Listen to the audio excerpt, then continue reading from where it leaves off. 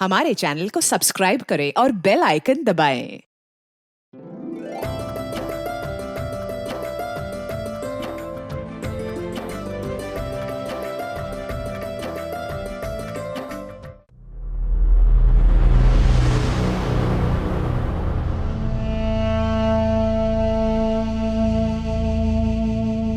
Corona महामारी से आज दुनिया भर में दहशत है। आज दुनिया भर के वैज्ञानिक इसकी वैक्सीन बनाने में जुटे हैं। पर मेरी मौत की वजह एक ऐसी बीमारी बनने वाली थी जिसका इलाज इंसानी दिमाग कभी नहीं ढूंढ पाया। अब हम तुमसे डरने नहीं वाले, समझे? अच्छा, तो हमारी बिल्ली हम पर ही पंजा मारेगी? हमने कभी सोचा भी नहीं था हमें तुमसे ऐसे बात करनी पड़ेगी। हेलो हेलो,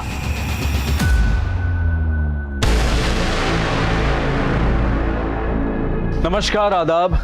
क्राइम पेट्रोल सतर्क के आज के इस एपिसोड में मैं अनूप सोनी आप सबका स्वागत करता हूं। पूरी दुनिया, पूरी मानव जाति इस कोरोना के संकट से जूझ रही है, लेकिन हमारा देश कोरोना के अलावा कई और वायरसेस से भी जूझ रहा है, जैसे कि अंधविश्वास, पाखंड, जातिवाद, अन्याय, गरीबी और महिलाओं पर अत्याचार। ये सब ऐसे वायरस हैं जो धीरे धीरे हमारे समाज को बीमार करते जा रहे हैं। महिलाओं पर अत्याचार करने वाला वायरस, जो कि सबसे खतरनाक वायरस है, इसने महिलाओं के अस्तित्व को ही कटघरे में लाकर खड़ा कर दिया है। और इसी वायरस के कारण महिलाओं को आए दिन महिला होने की सजा भुगतनी पड़ती है। आज का ये केस इसी वायरस से जुड़ी एक कहानी है।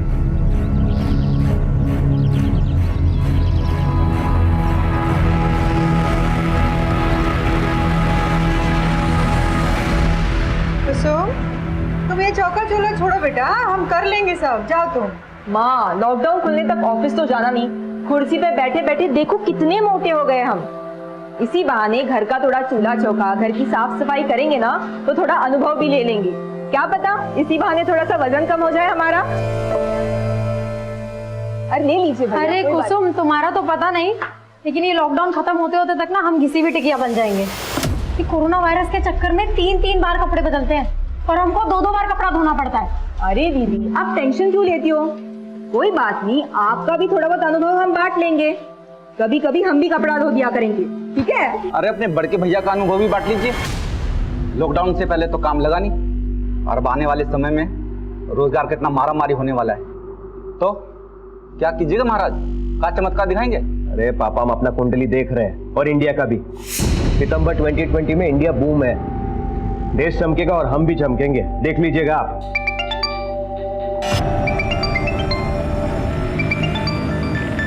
पापा, हम अभी आते हैं। हाँ,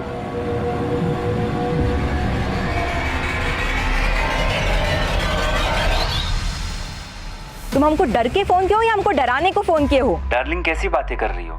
ये मीठी मीठी बातें ना तो करो ही मत हमसे। हम तुमको अपना प्यार जाहिर करने के लिए फोन किए और तुम वायलेंस पर उतर आई हो। तुम पर तो अब भरोसा ही नहीं रहा। अरे क्यों बात का बतंगड़ बना रही हो? नहीं था टाइम, इसलिए नहीं किए कॉल। अच्छा, हमारी बात सुनो। हाँ मुस्कान, हम ना तुम्हें अभी ईमेल भेज देंगे, ठीक है? Okay, bye.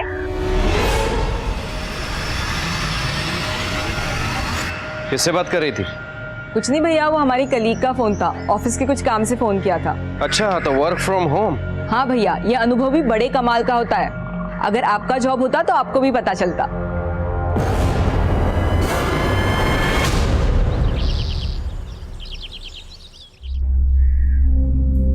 कुसुम, अरे तुम्हारा वर्क फ्रॉम होम चल रहा है ना, तो कहाँ जाने की तैयारी में हो? मम्मी, वर्क फ्रॉम होम तुम्हारा तभी होगा ना जब हमारा लैपटॉप चार्ज होगा, और हमारा चार्जर खराब हो चुका है। यही पास में मारूफगंज में हमारी एक सहेली रहती है, हम तुरंत उससे चार्जर लेकर आ जाएंगे। अच्छा, तो ध्यान से जाना और जल्दी काम खत्म करके सीधे घर आना। जी मम्मी, तुरंत आ जाएंगे। हाँ।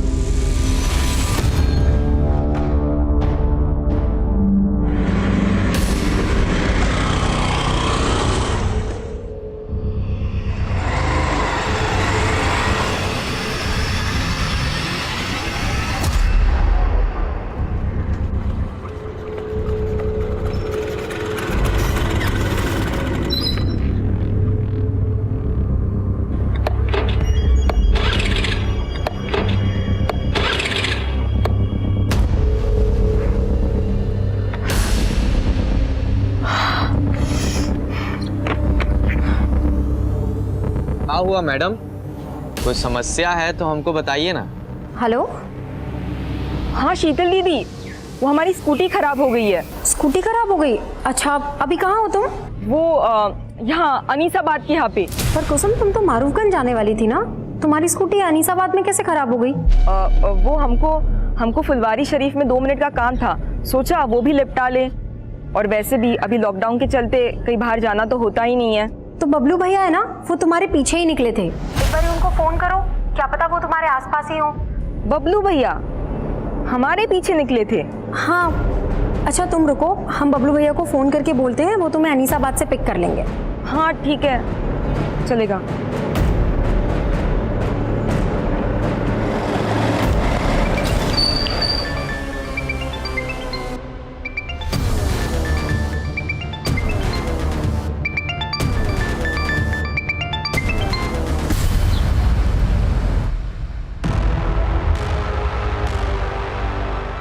इतना देर हो गया, अंधेरा होने जा रहा है।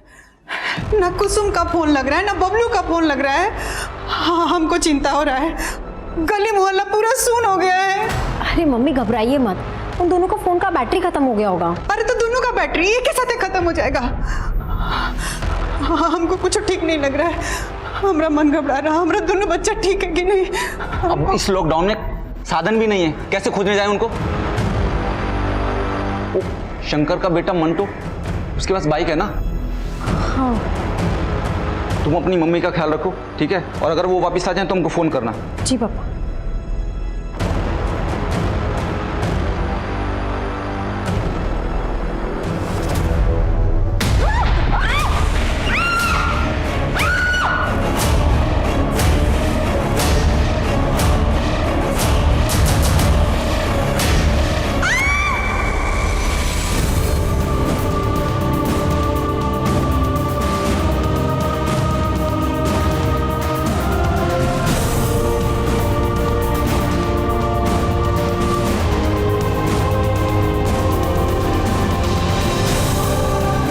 कोरोना वायरस की पहले लॉकडाउन की रात में जब पूरे देश में कर्फ्यू था, तब एक परिवार के 2 भाई बहन कुसुम और बबलू लापता थे। उनके पिता रामनाथ उनको ढूंढने की नाकाम कोशिश कर रहे थे और उनकी मां दुर्गा और बहन शीतल सकते में थे। और सुबह होते होते पुलिस भी बबलू और कुसुम की तलाश में जुट गई। जब आप लोग को मालूम है कि शहर में लॉकडाउन लगा हुआ है, बाहर नहीं निकलना है, तो कुसुम को रोकना चाहिए था ना। सर, वो कुसुम के लैपटॉप का चार्जर खराब हो गया था, वो मारूफगंज अपनी सहेली से चार्जर लेने के लिए ही गई थी। किस सहेली से? ये तो हम नहीं जानते। अच्छा, कुसुम तो मारूफगंज गई थी, तो यहाँ अनीसाबाद कैसे आई? यही बात हम भी कुसुम से फोन पे पूछे थे। पर कुसुम, तुम तो मारूफगंज जाने वाली थी ना, तुम्हारी स्कूटी अनीसाबाद में कैसे खराब हो गई? वो हमको फुलवारी शरीफ में 2 मिनट का काम था, सोचा वो भी निपटा ले। अच्छा तुम रुको, हम बबलू भैया को फोन करके बोलते हैं, वो तुम्हें अनीसाबाद से पिक कर लेंगे। हाँ ठीक है, चलेगा।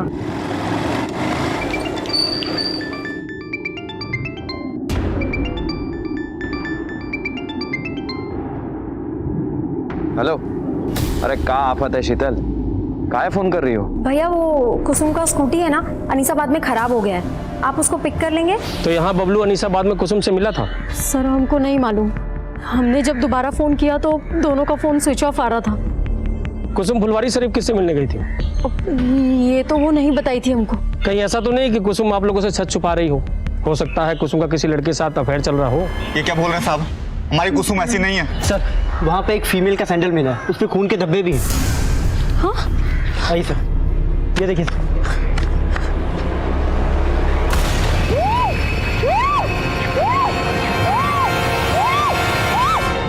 ये तो कुसुम का ही सैंडल है। सर, ये सब देख के तो लग रहा है कि यहाँ पे कुसुम के साथ जरूर कुछ गलत हुआ। माना कि सबूत मिला है, लेकिन कुसुम का स्कूटी यहाँ पे खराब हुआ था, तो क्या कुसुम स्कूटी समेत गायब हो गई? और उसका भाई बबलू, वो बाइक समेत गायब है। ऐसे कई सवाल थे जिनके जवाब कुसुम और बबलू के घर वालों से भी नहीं मिले थे। जैसे कि कुसुम घर से निकली थी मारूफगंज जाने का कहकर। यही पास में मारूफगंज में हमारी एक सहेली रहती है, हम तुरंत उससे चार्जर लेकर आ जाएंगे। तो क्या मारूफगंज में कुसुम की कोई सहेली थी, या फिर घर से बाहर निकलने के लिए उसने अपने परिवार वालों से झूठ बोला था? हमको फुलवारी शरीफ में 2 मिनट का काम था। तो फुलवारी शरीफ में ऐसा कौन था जिससे कुसुम मिलने वाली थी? और सवाल ये भी था कि क्या उस शाम कुसुम और बबलू मिले थे, और अगर मिले थे तो फिर गायब कहां हो गए, और अगर नहीं मिले थे तो उनके इस तरह से अचानक गायब हो जाने के पीछे आखिर क्या कहानी थी। सवाल कई थे और जवाब ढूंढने के लिए मारूफगंज से लेकर फुलवारी शरीफ और अनीसाबाद के कई इलाकों में छानबीन शुरू की गई। कुसुम और बबलू के दोस्तों, पड़ोसियों और रिश्तेदारों से भी सवाल जवाब किए जा रहे थे।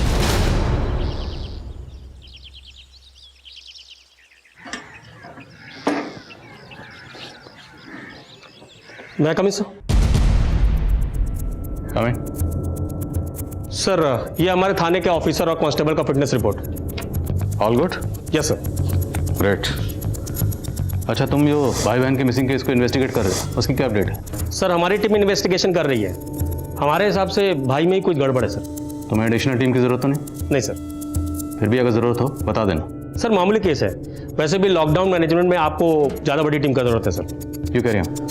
सर, डीएम सर के पास जाने का टाइम हो गया।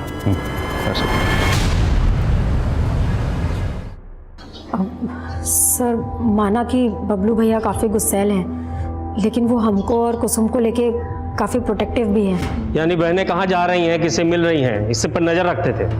सही कहे ना? हाँ सर।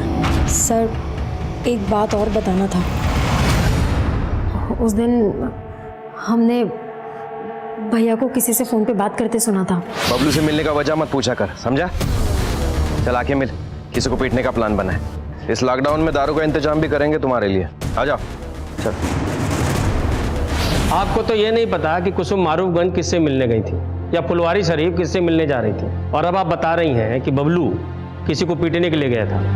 तो अब इसका क्या समझे हम, कि कुसुम ने बबलू को गायब कर दिया कि बबलू ने कुसुम को गायब कर दिया? बस कीजिए सर, हमारा बेटा बेटी 2 दिन से गायब है। आप कुछ बोले जा रहे हैं। ये नहीं कि हमारा बच्चा लोग को आप खोजे ढूंढे कि कहाँ है, कौन हाल में।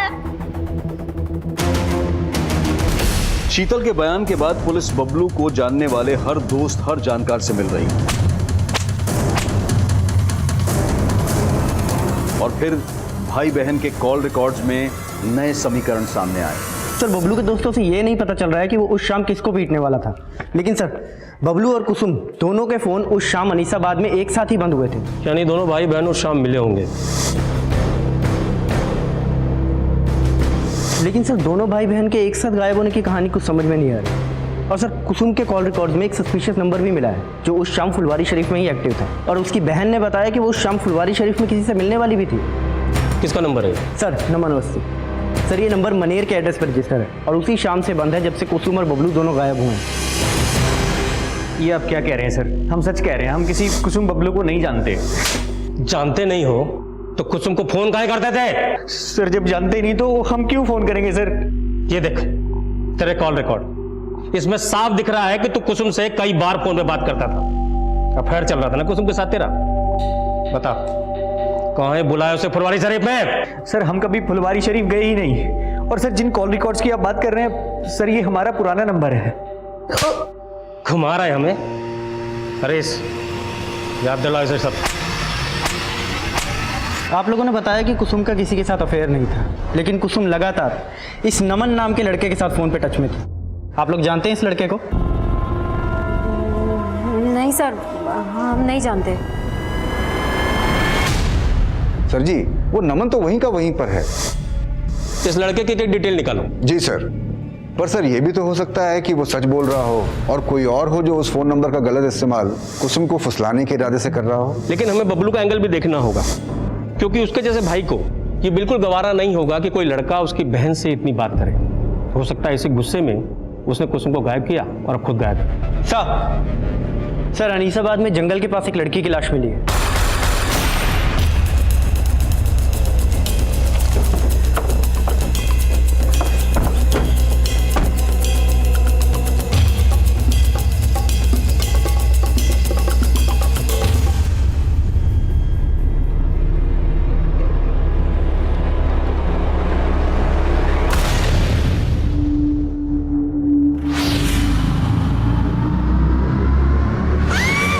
सर, बहुत ही ब्रूटल मर्डर है। हो सकता है कि लड़की के साथ रेप। स्कूटी मिली? नहीं सर, और सर बबलू का भी कुछ पता नहीं चल रहा। सर, हो सकता है कि बबलू इसी को मार के भाग गया हो। कुसुम के घर वालों को स्नैक के लिए बुलाओ। सर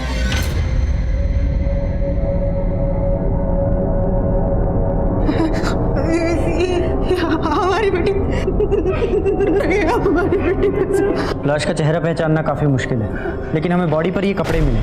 क्या ये कपड़े कुसुम के?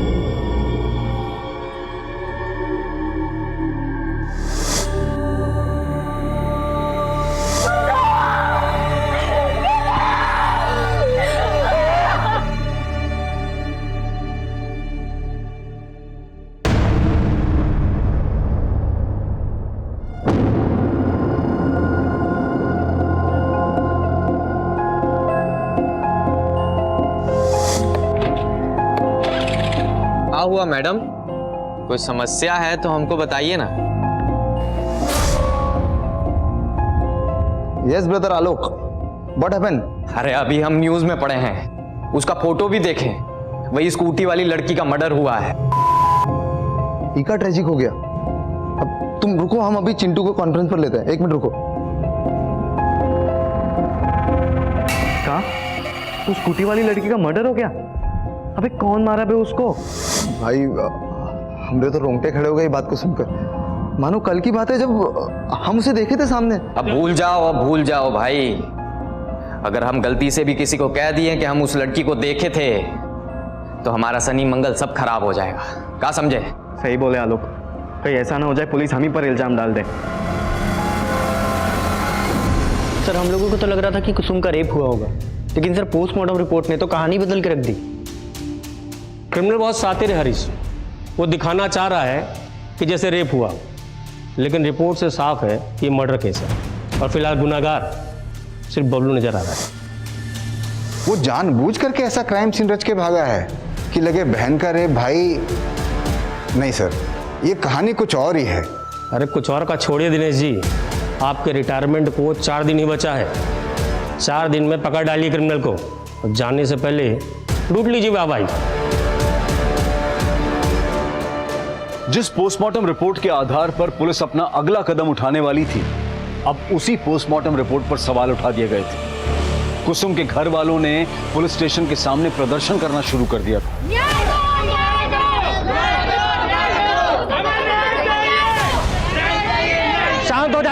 शांत हो जाइए। देखिए, कुसुम का पोस्टमार्टम कराने से रिपोर्ट बदल नहीं जाएगा। आप लोग तमाशा बंद कीजिए, हमारा सहयोग कीजिए। मीडिया इस मुद्दे को लगातार रिपोर्ट कर रहा था, जिसके बाद थाने के सीनियर पुलिस ऑफिसर को इस केस का संज्ञान लेना पड़ा, जो उस वक्त लॉकडाउन से संबंधित ड्यूटी में व्यस्त थे।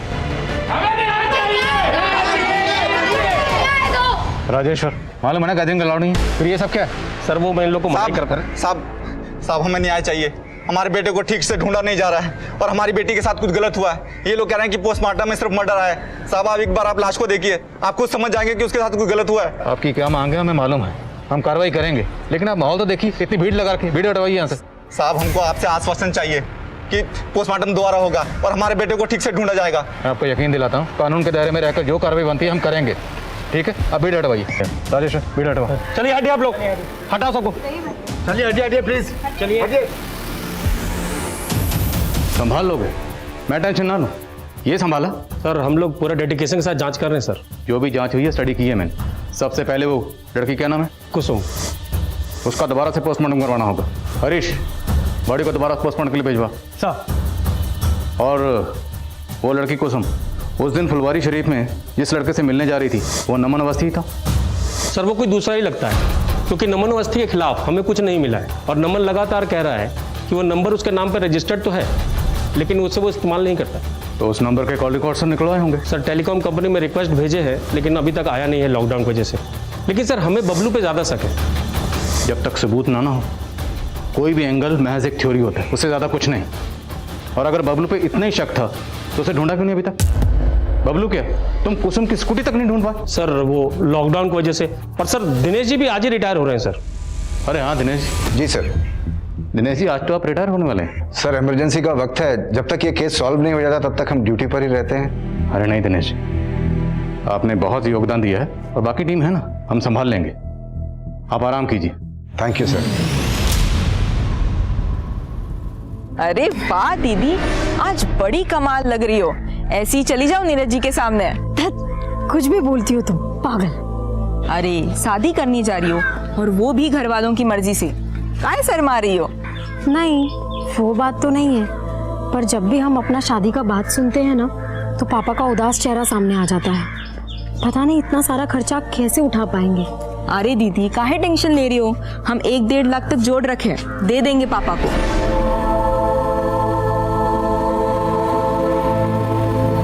कुसुम की सेकंड पोस्टमार्टम रिपोर्ट आ गई है। ये रिपोर्ट पहली रिपोर्ट से काफी अलग है सर। इस रिपोर्ट के मुताबिक कुसुम का ब्रूटल गैंगरेप हुआ था। लड़की को पैर के नाखून से लेके सर तक गिद्धों की तरह नोचा गया। लड़की के मुंह में लकड़ी के टुकड़े मिले, उसके मुंह में किसी लकड़ी को ठूस कर उसके वोकल कॉर्ड को डैमेज किया गया, प्राइवेट पार्ट्स को डैमेज किया गया, और वह हैवान यही नहीं रुके, उसके सर पर किसी भारी पत्थर से वार किया गया जिससे उसकी मौत हुई। मौत का वक्त तकरीबन 7 बजे और 2:30 बजे के करीब कुसुम ने अपनी बहन शीतल को फोन करके बताया था कि उसकी स्कूटी खराब हो गई है। हाँ शीतल दीदी, वो हमारी स्कूटी खराब हो गई है। मतलब लड़की ने तकरीबन 5 घंटे टॉर्चर सहा। सर कुसुम के नाखूनों में रेपिस्ट के स्किन के ट्रेसेस मिले और भी चौंकाने वाले पॉइंट्स हैं सर इस रिपोर्ट में। सर कुसुम 1 मंथ प्रेग्नेंट थी, लेकिन उसके बॉयफ्रेंड का कोई नामो निशान नहीं, और हमें तो ये भी नहीं पता कि उसका भाई बबलू कहाँ गायब है। और सबसे हैरानी की बात यह है कि पहली पोस्टमार्टम रिपोर्ट में यह सब मेंशन क्यों नहीं था। इस एरर की इंक्वायरी करनी होगी। सर इस एरर के पीछे कौन है, मुझे इसका हिंट मिला है। सब इंस्पेक्टर राजेश्वर को सस्पेंड कर दिया गया। नई पोस्टमार्टम रिपोर्ट ने इस केस का रुख मोड़ कर रख दिया था। सवाल यह भी था कि क्या बबलू इसमें इन्वॉल्व था और वो अब तक गायब क्यों था। पुलिस ने क्राइम सीन के 1 किलोमीटर के रेडियस में फिर से छानबीन शुरू करवा दी और अब बारी थी कुसुम के माता पिता के सच जानने की। बोलिए, क्या आप लोगों को पता था कि कुसुम प्रेग्नेंट थी? सर हमको तो ये सोच के भी अजीब लग रहा है कि कुसुम प्रेग्नेंट थी। हो सकता है बबलू को भी अजीब लगा, उसे बहुत गुस्सा आया होगा जब उसे यह पता चला होगा कि उसकी बहन प्रेग्नेंट है। बबलू कहाँ है? बस कीजिए सर, बस कीजिए। हमने अपनी बेटी खोई है, उसके भाई के लिए परेशान है और आप कुछ बोले जा रहे हैं।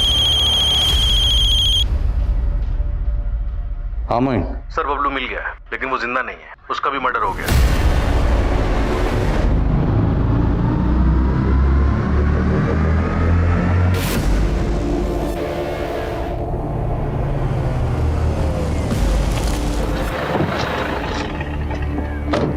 सर लाश के पास कुसुम की स्कूटी और बबलू की बाइक भी मिली है। सब कुछ झाड़ियों से पूरी तरह से छुपाया गया था।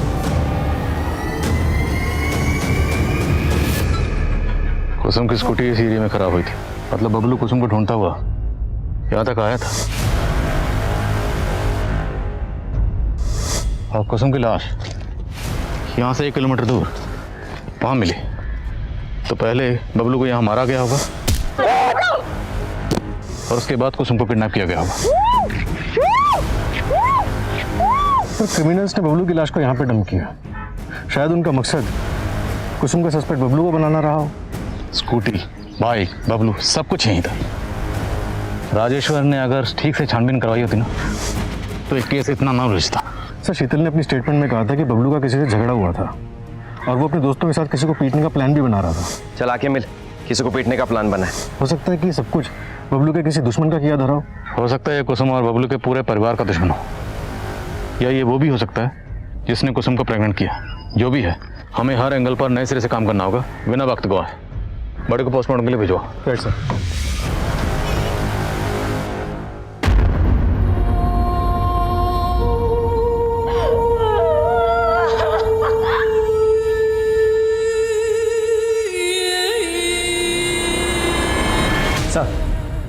सर नमन के कॉल रिकॉर्ड्स में एक विमल चौधरी नाम के लड़के का नंबर मिला है।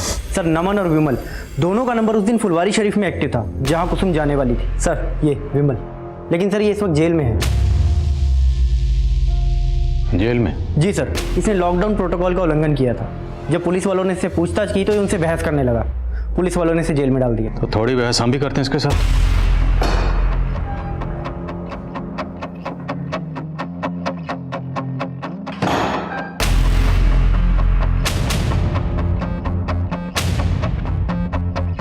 मास्क लगा। साहब हम किसी कुसुम को नहीं जानते, वो मुझे फुलवारी शरीफ में अंकुश ने बुलाया था। कौन अंकुश? विमल, जल्दी से फुलवारी शरीफ पहुंचो। फुलवारी शरीफ? अरे लेकिन बात क्या है? सब अंकुश बोला वहाँ एक लड़की को डराना धमकाना, तो बस हम वहाँ पहुँच गए। इसका फोन भी बंद आ रहा है, पता नहीं कहाँ मर गई। साहब वहाँ वो लड़की आने वाली थी, वो आए नहीं तो हम दोनों चले गए।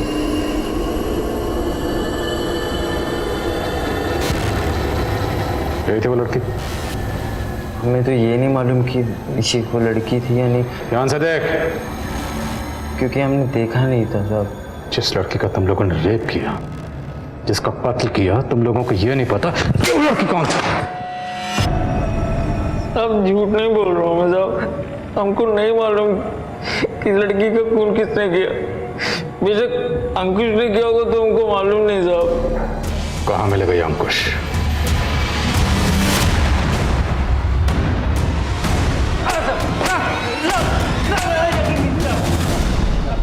साहब हमने कुसुम के साथ कुछ नहीं किया, हम तो प्यार करते थे कुसुम से। प्यार करते थे? फिर उसे फुलवारी शरीफ में धमकाने के लिए क्यों बुलाया? विमल, सब कुछ भग चुका है। तो ज्यादा स्मार्ट बनने की कोशिश मत करना। वो फुलवारी शरीफ नहीं पहुंची तो तू अनीसाबाद पहुंच गया। वहां पहुंचकर तूने इसके भाई बबलू को मारा, कुसुम के साथ गैंग रेप किया, फिर उसका मर्डर किया। अब बोल, और कौन कौन शामिल था इसमें? हमारा यकीन कीजिए, हमने कुछ नहीं किया। हम तो बस उसे समझाना चाहते थे कि वो हमें भूल जाए। तेरा अफेयर था ना उसके साथ? उसे प्रेग्नेंट भी तुमने किया था?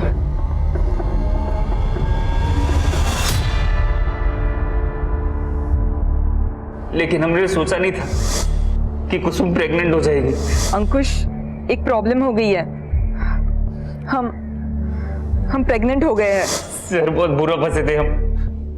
हमारे घर वालों ने हमारा रिश्ता रिया के साथ तय कर दिया। वैसे दिखने में कुसुम ज्यादा अच्छी थी, लेकिन रिया अपने बाप की इकलौती, बहुत पैसा उसके पास, इसलिए कुसुम को रास्ते से हटा दिया, और उसके भाई बबलू को भी। नहीं साहब, हमने कुछ नहीं किया, हमारा यकीन कीजिए। प्लानिंग तो बहुत लंबी की थी तुमने, और अब तो बहुत लंबा फंसेगा। नमन नाम के लड़के के सिम से तो कुसुम को फोन करता था ना? नहीं सर। वो सिम कहां से आया तेरे पास? सर, वो सिम कहां से आया तेरे पास? सर नमन हमारे हॉस्टल में था, हमने तभी उसका सिम रख लिया था। तो ये नमन भी तुझे बचा रहा था, ये भी शामिल है इसमें? हमने कुछ नहीं किया सर, हमारा यकीन कीजिए सर, हमारा यकीन कीजिए।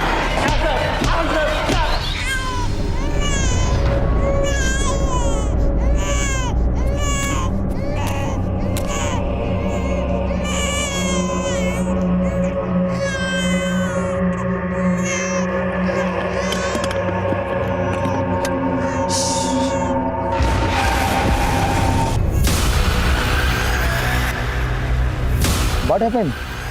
आप रो क्यों रहे हो? हमारा बच्चा बहुत बीमार है, हम अपने गांव आसनसोल जा रहे हैं मालिक।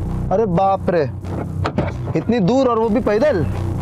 देखा, इस महामारी ने सबका हालत खराब कर दिया। अरे तुम डरो मत, हम गरीबों को खाना पीना बांट रहे हैं। तुम बैठो, तुम्हारे बच्चे को अच्छे डॉक्टर को दिखा देते हैं। बैठो। अरे नहीं नहीं, आप काहे तकलीफ उठाइएगा, हम चले जाएंगे। अरे इसमें तकलीफ काहे का? दीजिए दीजिए बच्चे को, हमें दीजिए। अरे दीजिए, आप दीजिए, थोड़ा पुण्य हमें भी कमाने दीजिए ना। दीजिए, अरे दीजिए। अब आइए आइए, चलिए बैठिए, बैठिए गाड़ी में, बैठिए। बैठो बैठो। अरे बैठो बैठो बैठो, अब गाड़ी के अंदर बैठो। अरे हमारे बच्चों को दीजिए, छोड़िए। ए चिंटू, गाड़ी चला रहे। बच्चा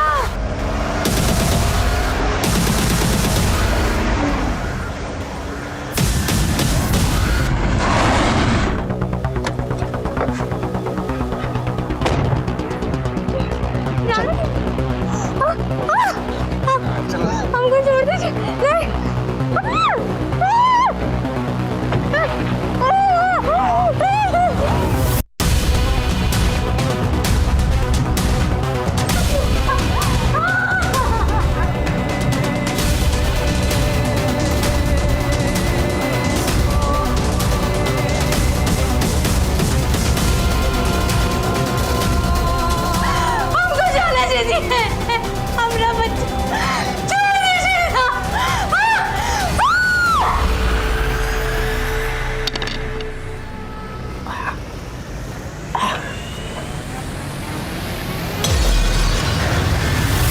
इसे कहते हैं MO, मोडस ऑपरेंडी। अब पुलिस को यही लगेगा कि ये क्राइम भी उस लड़की कुसुम के किलर ने ही किया है। साला सीखो बे हमसे कुछ। अरे जल्दी चलो अब यहाँ से, और कुछ दिनों तक अंडरग्राउंड हो जाओ। ये एमओ वेमो कुछ बात में देखेंगे।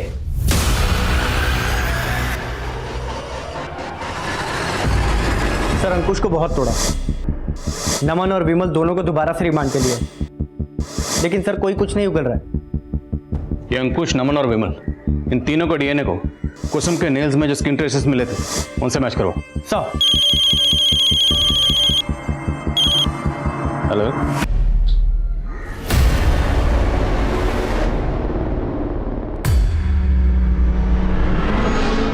अगर तुम दोनों इस जुगाड़ में हो कि कुछ माल मटेरियल मिल जाएगा तो ऐसा कुछ नहीं होने वाला।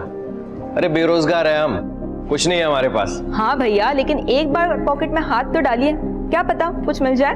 अरे काहे रक्षाबंधन के दिन हमारी इज्जत निकाल रही हो? देखो ना, ये देखो हमारे पॉकेट में कुछ नहीं। ये कहां से आ गया? हाँ? भैया ये पक्का कुसुम ने रखे होंगे। हाँ भैया, लेकिन आपसे वापस लेने के लिए नहीं, ये आप ही के रक्षाबंधन का गिफ्ट है। अरे नहीं, रक्षाबंधन के दिन बहन से गिफ्ट नहीं ले सकता। रख लीजिए ना भैया। और वैसे भी कौन से डॉक्टर ने कहा है कि रक्षाबंधन पे भाई को ही बहन को गिफ्ट देना है? दिल का बुरा नहीं था हमारा बबलू, उसी बेरोजगारी ने उसका जबर कड़वा कर दिया।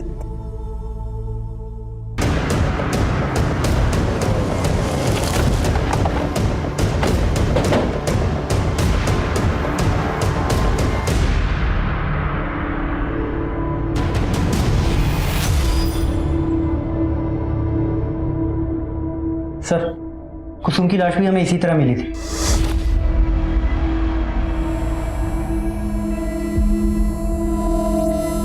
ऐसे ही खून से सना हुआ पत्थर, और ये लकड़ी का टुकड़ा इस पर लाश के पास है।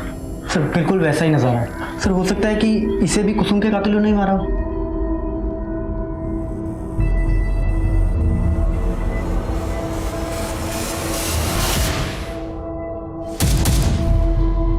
हो सकता है इसके हाथ पैर उस रस्सी से बांधे गया। कुसुम के हाथ पैर पे भी इसी तरह के निशान थे। कुसुम की बॉडी के पास कोई रस्सी मिली थी? नहीं सर, कोई रस्सी नहीं मिली। आसपास चेक करो, सब जगह चेक करो। सब।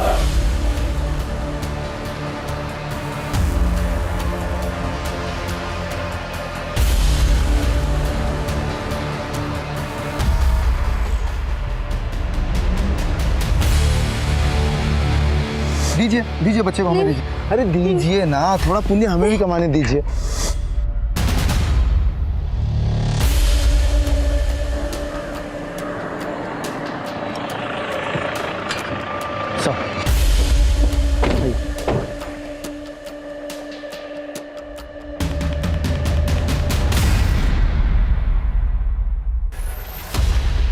सर ये मोबाइल भी मिला यहाँ पे। ऑन करो, देखो किसका। सर चेक किए, ऑन नहीं हो रहा, शायद बैटरी डेड है। चार्ज करवाओ, देखो किसका। सर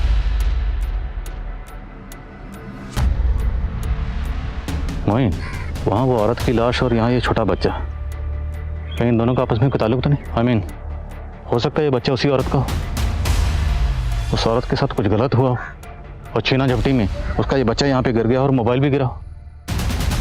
एक काम करो, हाईवे पे आजकल इतनी गाड़ी तो होती नहीं, इतनी आम दिनों में होती थी। लॉकडाउन चल रहा है, हाईवे पे जितने भी सीसीटीवी हैं सबकी फुटेज चेक करो। Right sir.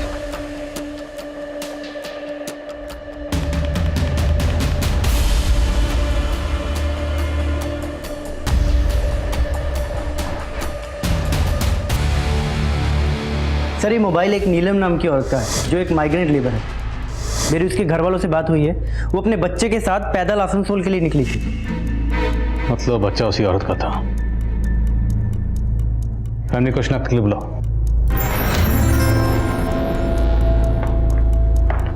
सर मेरी पोस्टमार्टम डॉक्टर से बात हुई, उस लड़की के साथ भी गैंगरेप हुआ था। यानी उस मजदूर औरत नीलम को पहले मारा गया, फिर पत्थर से उसका सर कुचलकर उसका चेहरा बिगाड़ा गया। सर मैंने क्राइम वाले दिन की हाईवे एरिया की सीसीटीवी फुटेज चेक की, वहां एक सिल्वर गाड़ी सस्पिशियस मिली जिसका नंबर प्लेट फेक था। शायद इसी गाड़ी से उस औरत को किडनैप किया गया। बैठो बैठो, आप गाड़ी के अंदर बैठो। दीदी, अरे अरे हमारे बच्चों को दीजिए, छोड़िए। ए चिंटू, गाड़ी चलाओ बे। अरे हमारे लल्ले को। और सर, क्राइम सीन से जो रस्सी मिली थी मैंने उसके बारे में भी पता किया। वैसी रस्सी बेंत के फर्नीचर को बांधने के काम आती है और बेंत के फर्नीचर बनाने का काम दानापुर में होता है। अब अगर हम 2+2 4 करें तो थ्योरी ये बनती है कि सिल्वर कार में उस मजदूर औरत को किडनैप किया गया होगा और किडनैपर्स या मुजरिम जो भी हैं वो दानापुर में फर्नीचर वर्कशॉप से जुड़े हो सकते हैं। और अब अगर हमें इस सिल्वर कार और मुजरिमों को ढूंढना है तो हमें दानापुर में ढूंढना होगा। लेकिन सर, लॉकडाउन की वजह से सारे फर्नीचर के कारखाने बंद हैं, वहाँ पे पूछताछ नहीं की जा सकती। एक आइडिया है, काम मुश्किल ज़रूर है पर नामुमकिन नहीं है। Corona virus thermal screening.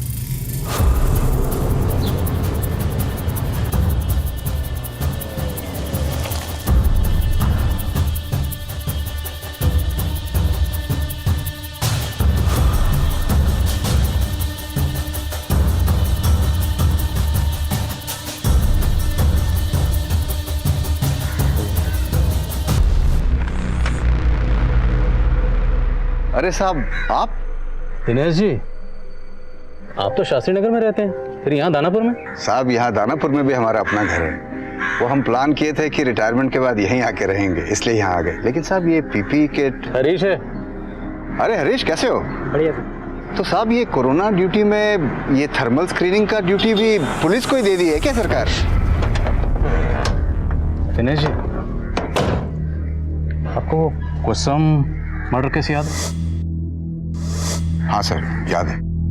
कोई है शहर में जो लड़कियों को अपना शिकार बना रहा है और हमें पूरा शक है कि वो इसी एरिया का है। साहब, यहाँ दानापुर से? जी, और हमें ये भी खबर लगी है कि जो भी है वो सिल्वर रंग की गाड़ी इस्तेमाल करता है। क्या बात है चिंटू, इतना अर्जेंट में काहे बुलाया? यार, पुलिस को पक्का हमारे बारे में सब कुछ पता चल चुका है। पता चल गया, लेकिन कैसे? अरे वो इंस्पेक्टर मिला था पापा को, कह रहा था कि हाईवे वाले कार में किसी सिल्वर कलर की गाड़ी का इस्तेमाल हुआ है। आज एक खबर सुनकर दिल दहल गया है। एक मजदूर लड़की 500 किलोमीटर पैदल चल के अपने गांव जा रही थी। बेंत की रस्सी से बांधकर उसको अगवा कर लिया, बलात्कार किए, फिर मार कर फेंक दिए कुछ हैवान। और देखिएगा पापा, इस बार भी कोई पकड़ा नहीं जाएगा। पुलिस के बस की बात ही नहीं है ये। इंस्पेक्टर साहब मिले थे आज हमको, और हमको लगता है कि वो जानते हैं कौन लोग हैं इस कांड के पीछे। कोई सिल्वर रंग की गाड़ी को ढूंढ रहे हैं वो। लेकिन हमने तो हमारी सिल्वर गाड़ी का नंबर प्लेट ही गलत लगवाए थे हम, फिर कैसे पता चल गया? देखो, पुरानी बातों को छोड़ो, अब सोचो आगे क्या करना है यार। नहीं। साहब, हम मानते हैं कि हमने उस मजदूर औरत का रेप किया और उसे मारे भी, लेकिन साहब हमने कुसुम के साथ कुछ भी नहीं किया। सब सच कह रहे हैं हम। हाँ साहब, हम उसको नहीं मारे हैं, हम बस उसका रेप किए। सुन रहा हूँ, आगे बोलो। और वो भी रेप करने का कोई प्लान नहीं था, बस वो तो गलती से हो गया सर।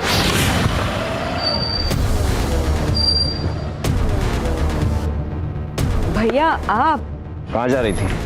भैया, वो फुलवारी शरीफ में हमारी एक कलीग रहती है ना, बस बहुत झूठ बोलने लगी हो ना तुम हमसे। अब एक नहीं सुनेंगे, बहुत हो गया तेरा। आवाज नीचे करके बात कीजिए। तेरी आवाज सब ऊपर नीचे कर देंगे हम। बहुत पर लग गया ना तेरे? या लड़की को है कुछ प्रॉब्लम है? कब है?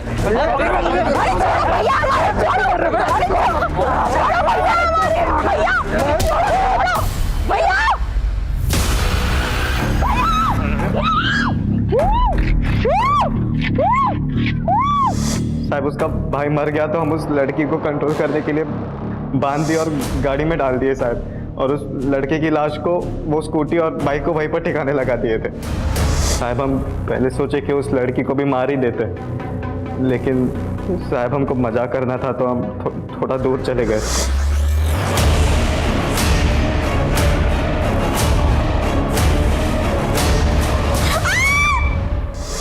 साहब, हम सोचे कि वो खुद ही तड़प तड़प के मर जाएगी। लॉकडाउन में उसे कौन देखता था? कुसुम को हमको पत्थर से नहीं मारे थे सर, उस मजदूर औरत को जरूर पत्थर मार के उसका चेहरा बिगाड़ा था सर हम लोग ने। साहब हम ये सोचे थे कि आप लोगों को यही लगेगा कि कुसुम के ही कातिल ने उसे मारा होगा, लेकिन साहब हम कसम से कह रहे हैं हमने कुसुम के साथ कुछ भी नहीं किया साहब, हमने तो उसको जिंदा छोड़ दिए थे वहीं पर।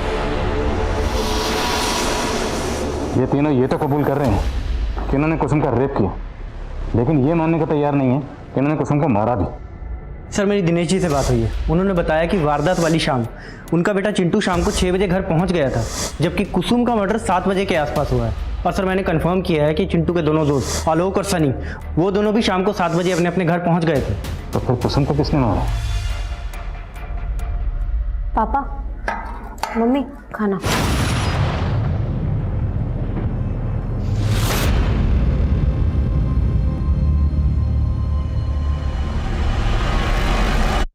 चलिए रामनाथ जी चलते हैं।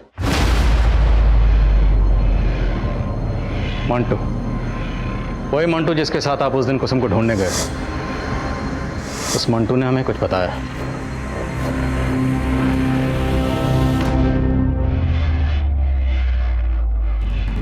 हमारी समझ में कुछ नहीं आ रहा था साहब, जब हमें पता चला कि कुसुम शादी से पहले ही पेट से है। अंकुश, एक प्रॉब्लम हो गई है, हम प्रेग्नेंट हो गए हैं। हमारे पैर तलों की जमीन निकल गई। हमने किसी से कुछ नहीं बोला सिवाय बबलू के। हमने कल्पना भी नहीं की थी कुसुम हमारा मुंह काला कर देगी। तो अब क्या करेंगे आप? धृतराष्ट्र की तरह जाएंगे या गांधारी की तरह अपनी आंखों पर पट्टी बांध लेंगे? नहीं, हम ये बर्दाश्त नहीं करेंगे। बबलू से मिलने का वजह मत पूछा कर, समझा? चल आके मिल, किसी को पीटने का प्लान बना है। हमरे कहने पर बबलू ने पहले ही प्लान बना लिया था। उस रोज कुसुम जब सहेली से चार्जर का बहाना करके निकली तो हम समझ गए ये उसी लड़के से मिलने जा रही है। हमने पीछे से बबलू को उसके पीछे लगा लिया, लेकिन उसके बाद बबलू का कुछ अता पता नहीं चल रहा था। हम मंटू के साथ उसे खोजने गए। बबलू तो नहीं दिखा, लेकिन कुसुम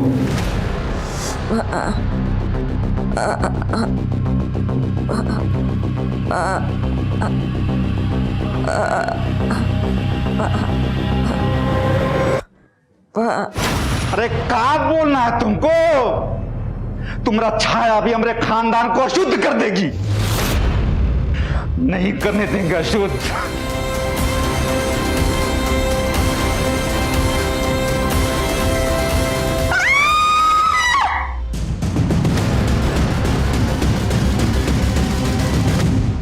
हमने मंटू से विनती की और इतना ही बोला कि उसका रेप हुआ था, समाज उसे नहीं अपनाता।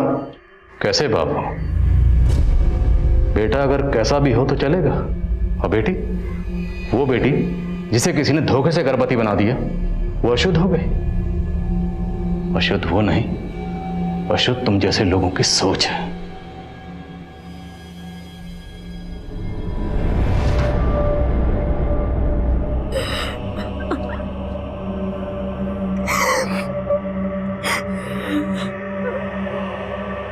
हर इंसान के दो चेहरे होते हैं, एक अच्छा एक बुरा। उस इंसान को कौन से चेहरे ने जकड़ रखा है ये हम नहीं जानते और धोखा खा जाते हैं। इस केस में कुसुम अंकुश को अच्छा समझ रही थी जो बुरा निकला। कुसुम का भाई बबलू और उसका अपना पिता रामनाथ, वो सबके चेहरे से धोखा खा गई। और वो 3 दरिंदे जिन्होंने 2 महिलाओं की जिंदगी बर्बाद की थी, उनके भी 2 चेहरे थे। अपने परिवार की महिलाओं के सामने एक अच्छे इंसान का चेहरा, लेकिन वही चेहरा दूसरी महिलाओं को देखते ही बदल जाता था, हैवान बन जाता था। अब मैं अनूप सोनी आपसे विदा लेता हूं, फिर मुलाकात होगी क्राइम पेट्रोल सतर्क में एक और नए केस के साथ।